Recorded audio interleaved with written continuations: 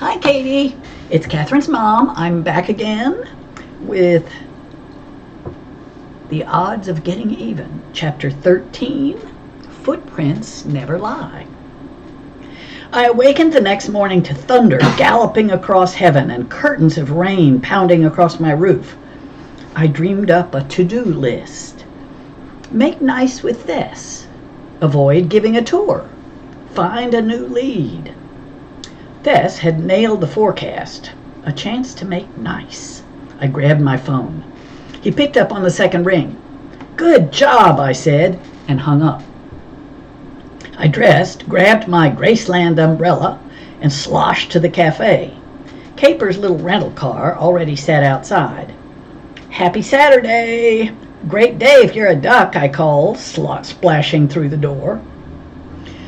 Was Capers wearing Miss Lana's sweater? Does Miss Lana think every woman from Charleston is her sister? I looked into Miss Lana's stricken eyes, and my to-do list fell to dust. What's wrong? I asked. Where's the Colonel? Is he okay? He's fine, she said. Mo, Priscilla just called. That's all. A teacher alert. My heart slowed to normal.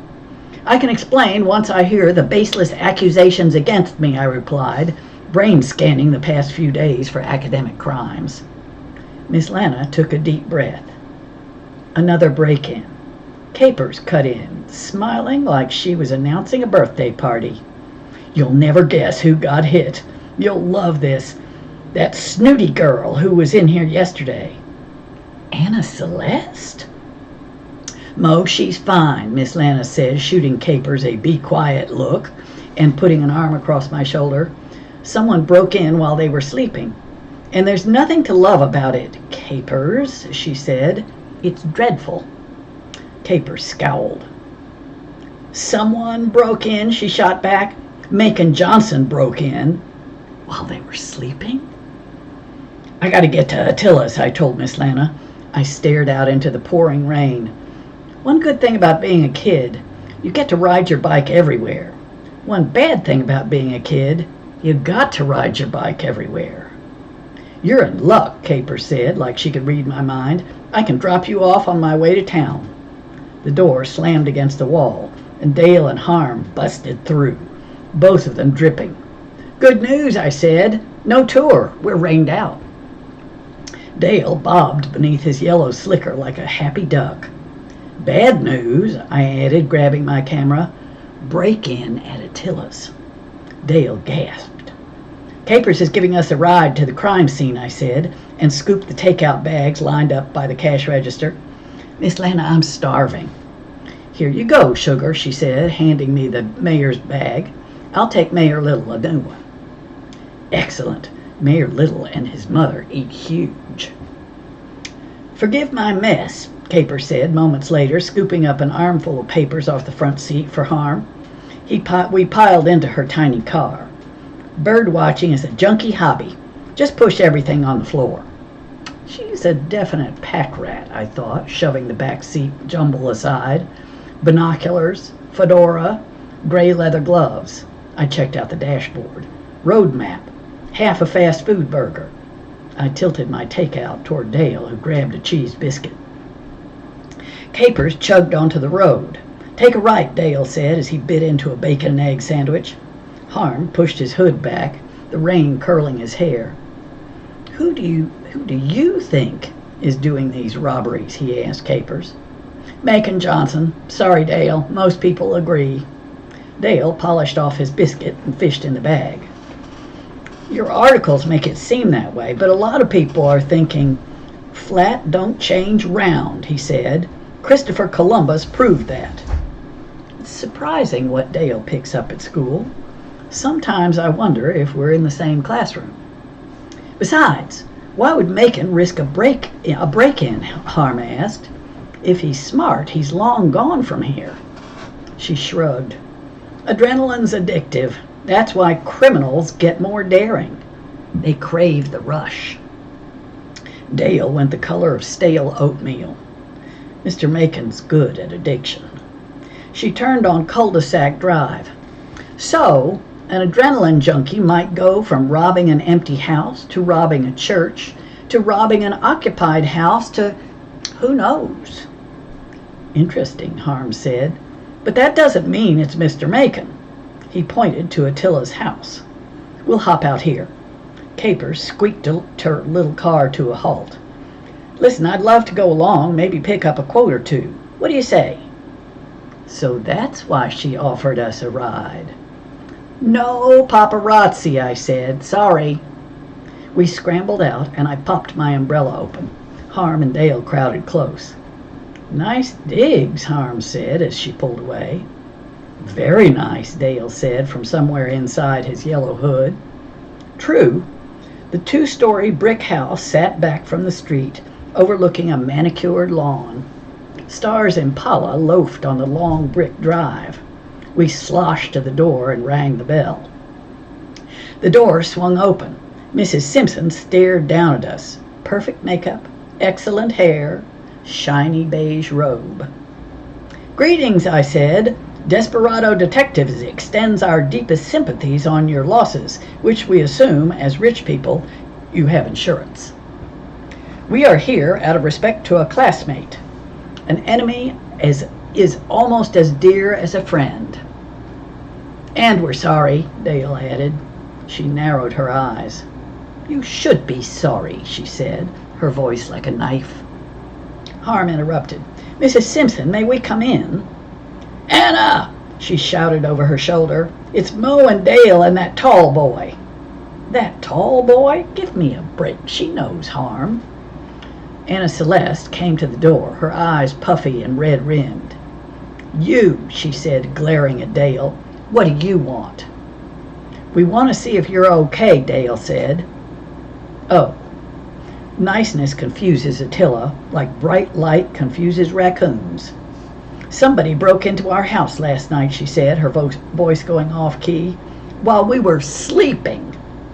He took my jewelry and Daddy's cash off the laundry room counter. Why would he want my jewelry, she demanded. What's wrong with you people? Anna, Harm said, we want to help. If you tell us exactly what's missing. You know what's worse than what he took? Knowing he picked things up and left them behind. She took a step toward Dale. Your daddy came in my house, she said, her voice rising. He touched my life with his filthy white trash hands. You don't know how that feels, she shouted, her pretty face twisted.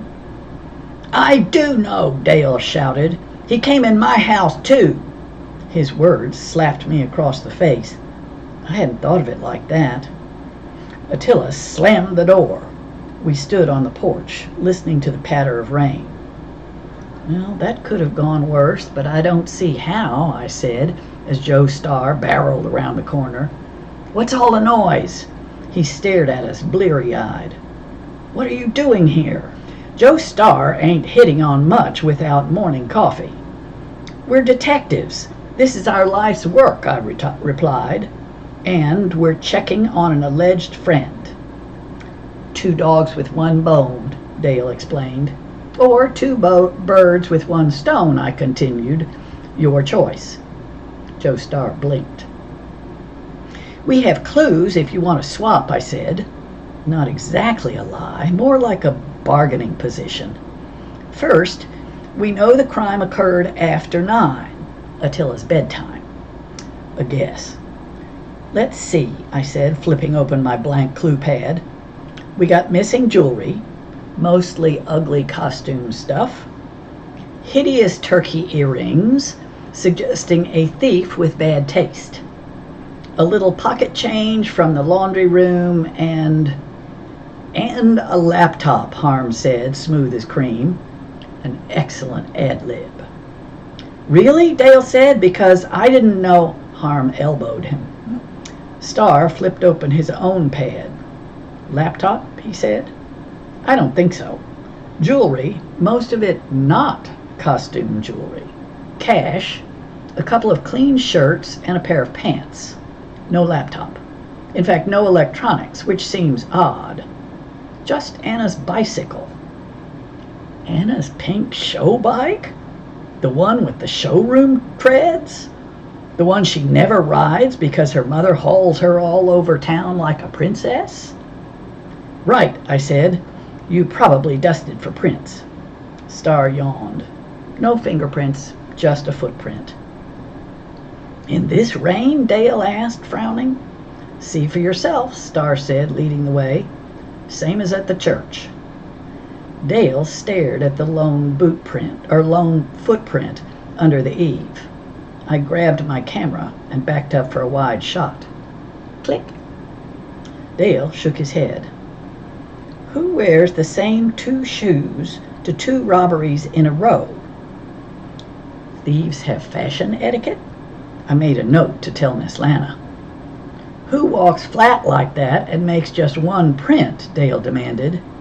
He stole a collection plate he can't fence. He's worn the same shoes to 2 robberies, hooking the break-ins together. He left a footprint at both crime scenes where you'd see it for sure. This is rookie, not Macon Johnson. Tell him, Mo. My heart hammered. Of course it was Macon Johnson. I remembered Grandmother Miss Lacey's words. Would you rather be right or kind? I went for both. Macon Johnson's a top-notch professional in his field, I said, and he has the record to prove it. Dale nodded, very regal. We're keeping an open mind, I added as Harm crooked a brow. Star shrugged. Really? Here's how I see it. Macon connects to every crime scene. He lived at one, he married in one, and he knows this house holds money. He pointed to the ground. Then there's this. Sorry, kids, but footprints never lie. Dear upstream mother, Caper's story hit the newspapers late this afternoon. Prominent family robbed while sleeping. Macon Johnson still at large. Dale can't sag much lower. Harm and Mr. Red stopped by the cafe this afternoon. Mr. Red says not to let Dale's church turn on him.